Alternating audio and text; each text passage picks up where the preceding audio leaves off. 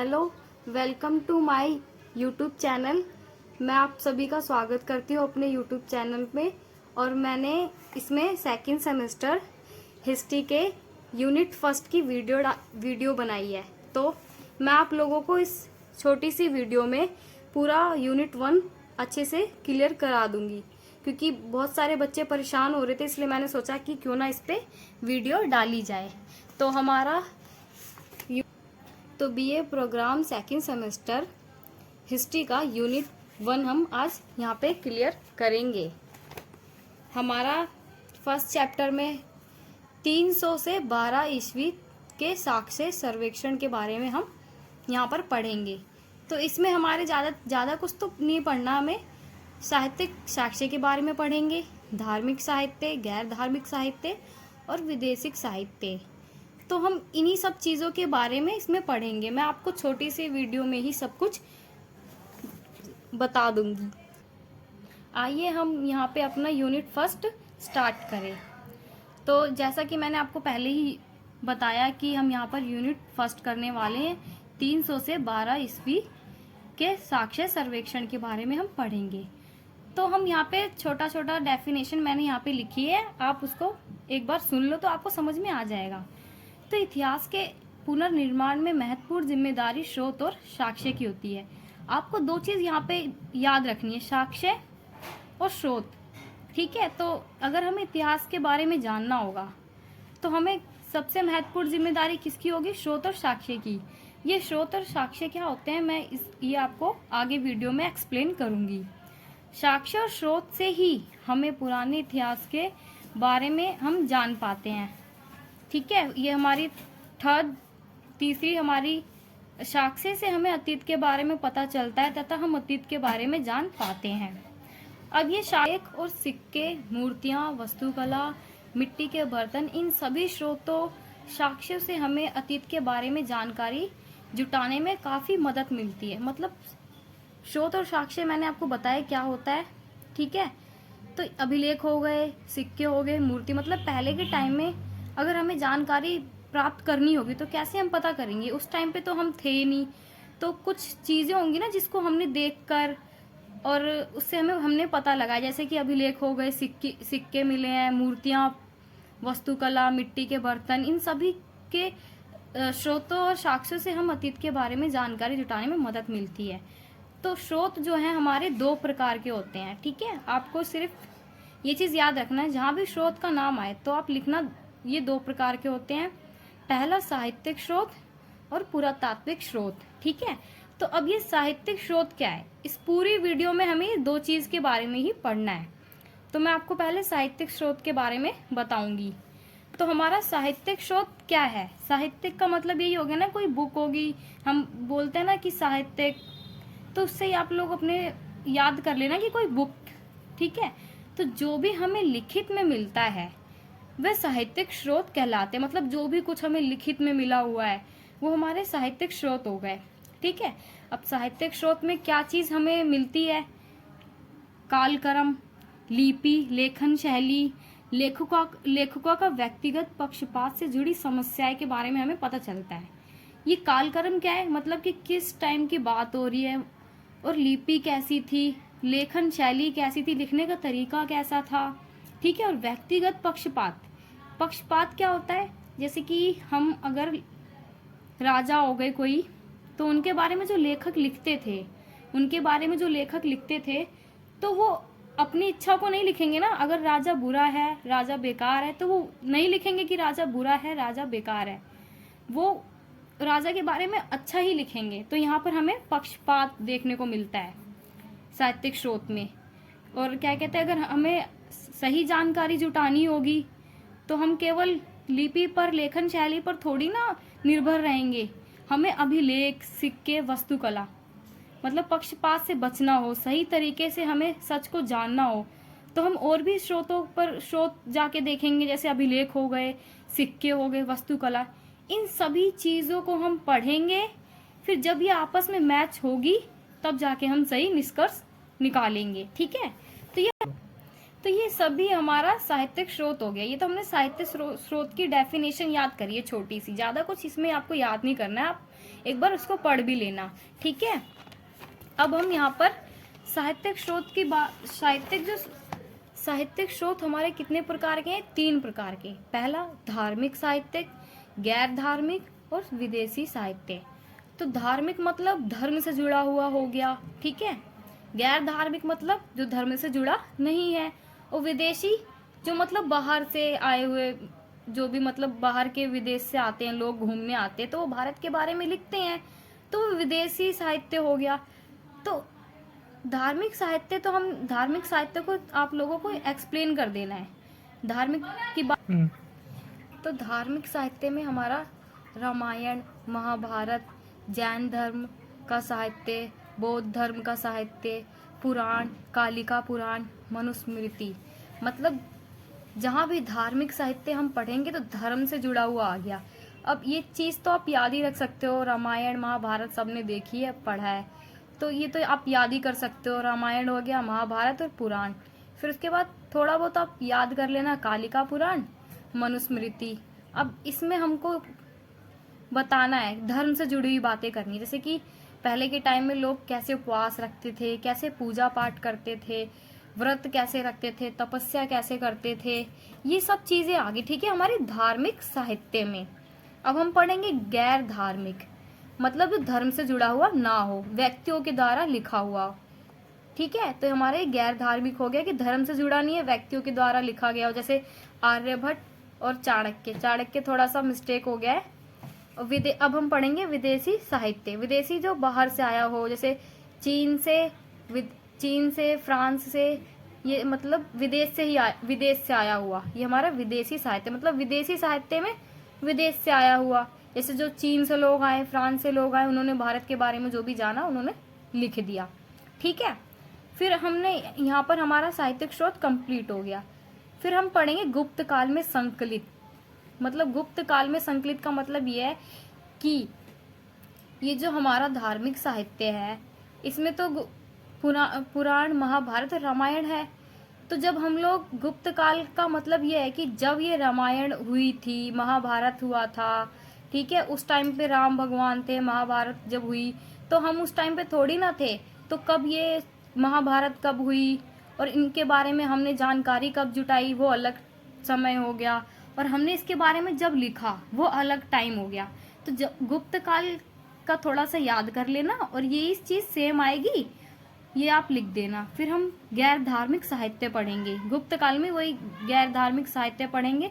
तो इसमें गुप्त काल में आपको ये लिखना है कि संस्कृत भाषा का जो है प्रचलन बढ़ गया था, और गद्य काव्य दोनों रूप में शास्त्रीय रूप प्राप्त किया था, और संस्कृत भाषा का महत्व हो गया था। मतलब 3 चीज आपको याद रखनी है कि क्या कहते हैं, संस्कृत भाषा ने गद्य और पद्य दोनों रूपों में शास्त्रीय रूप प्राप्त किया, और संस्कृत भाषा का महत्व हो गया। और आर्यभट्ट था, उसने गणित के बारे में बताया, और जो ग्रहण लगता है उसके बारे में बताया। ये चीज़ हमने याद कर ली। अब विदेशी साहित्य, विदेशी अभी मैंने आपको पढ़ाया, जो विदेश से, फ्रांस या चीन से जो लोग आते हैं, उन्होंने भारत में आए, मतलब यात्रा वृत्तांत करने आते हैं, घूमने के लिए, जैसे कि नई नई जगह पे आते हैं घूमने, इंडिया गेट हो गया, यहाँ पे घूमने आते हैं बाहर से लोग, फिर वो तब वो लिखते हैं, तो वो विदेशी साहित्य हो गए। जैसे अब देखो हम यहाँ पे पढ़ेंगे, जो विदेशी थे वह भारत में आए और भारत को देखा, समझा, और भारत के बारे में बहुत सारी चीज़ें लिख दी, इन्हें यात्रा वृत्तांत भी कहा जाता है। जैसे अरब से आए, चीन से आए, यूनानी यूरोप से आए, ये सभी मतलब विदेशी साहित्य में हमारा आ गया। अब हमने साहित्यिक स्रोत तो पढ़ लिया। अब हम पढ़ेंगे दूसरा हमारा था जो पुरातात्विक। अब पुरातात्विक क्या है, मैंने आपको पहले बताया था कि स्रोत में हमारे 2 चीज़ आएगा, साहित्यिक स्रोत और पुरातात्विक। अब देखो हमने अतीत के बारे में जानने के लिए साहित्यिक स्रोत तो पढ़ लिया, जो भी हमें लिखित में मिली हमने वो चीज़ तो पढ़ लिया, उससे हमें पुराने टाइम की बातें थोड़ी ना पता चल जाएगी, हमें और भी चीज़ जाननी होगी।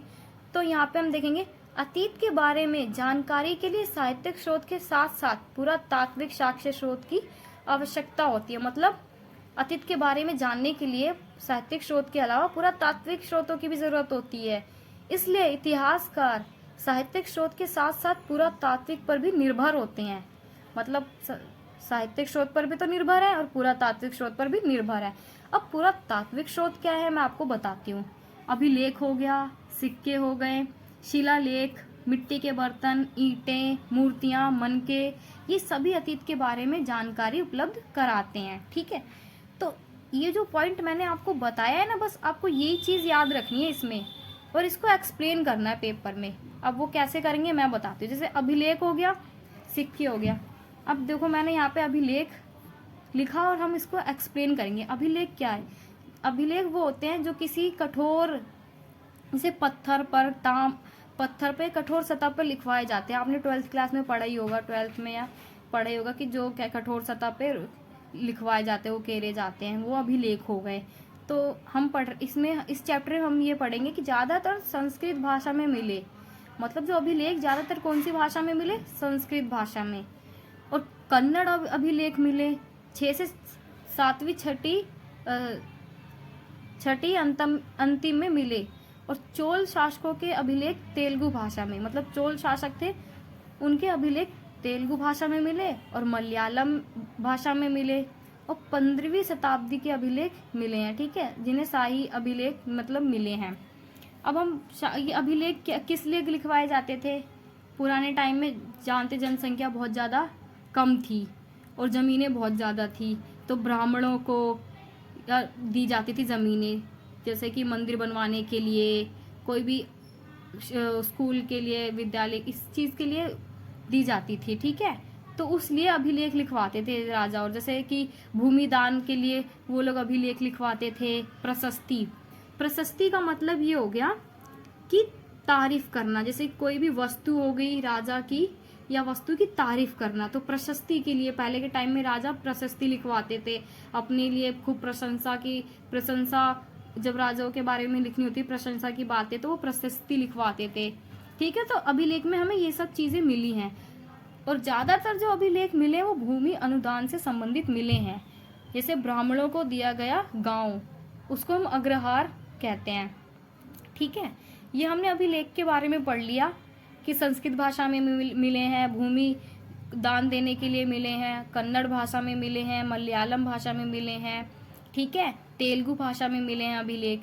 ये चीज़ हमारे अभिलेख हो गया। अब हम सिक्के के बारे में थोड़ा सा जान लेते हैं। तो आपको इसमें ज़्यादा कुछ नहीं पढ़ना, बस 3-4 राजाओं के नाम याद रख लो और आपको ये याद करना है कि कौन से राजा ने कौन से सिक्के बनवाए। तो भारत में सबसे पहले सोने के सिक्कों का प्रचलन रहा हिंदू यूनानी शासकों के द्वारा। मतलब यहाँ पे पहला राजा हिंदू यूनानी, सोने के सिक्के चलाए हिंदू यूनानी राजा ने। फिर उसके बाद सातवाहन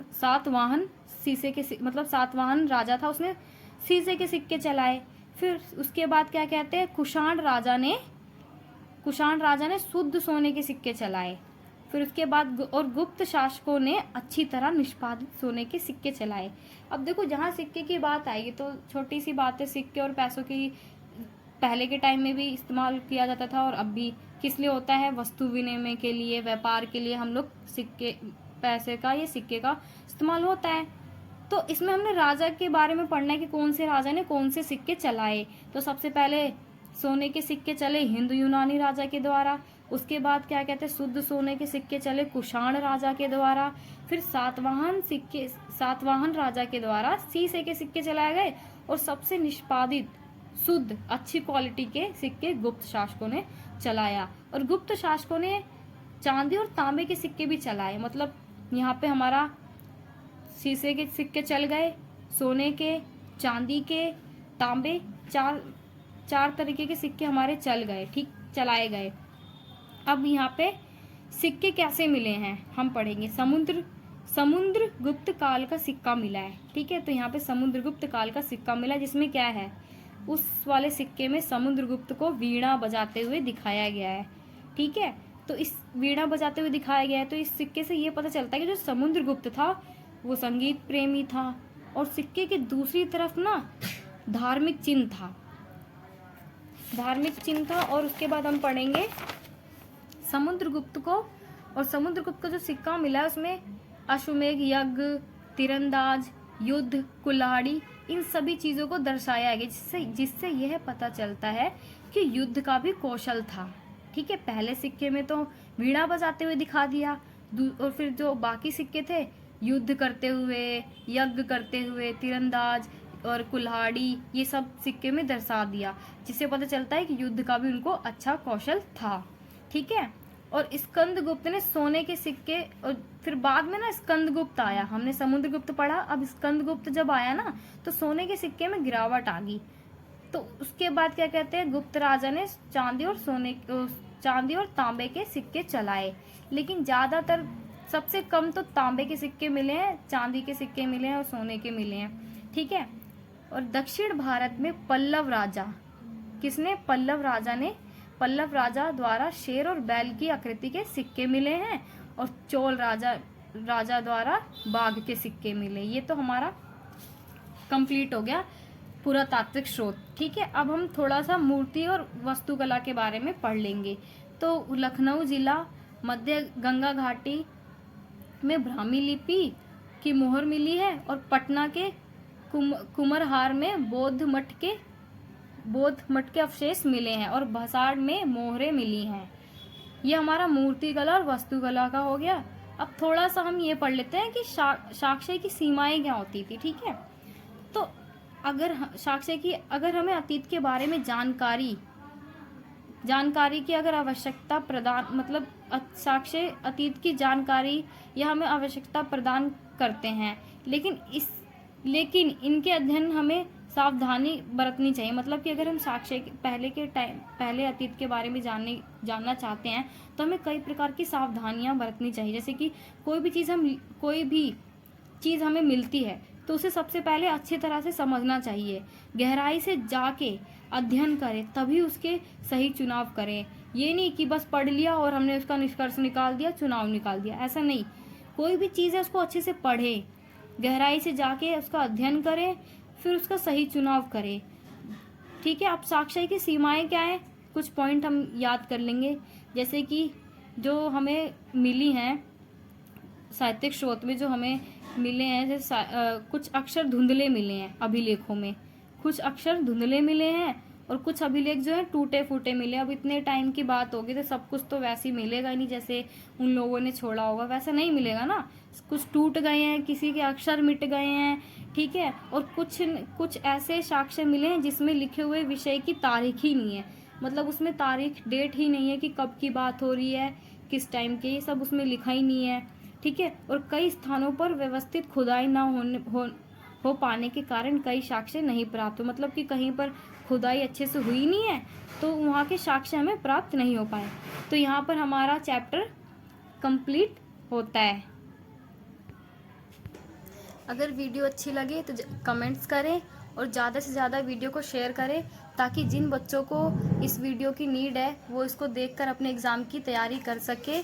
और बेल आइकन को दबाना ना भूलें, और चैनल को ज़्यादा से ज़्यादा सब्सक्राइब करें। और किसी भी चीज़ की ज़रूरत हो तो मुझे कमेंट्स में ज़रूर मैसेज करें। तो अभी के लिए चलती हूँ, नमस्कार।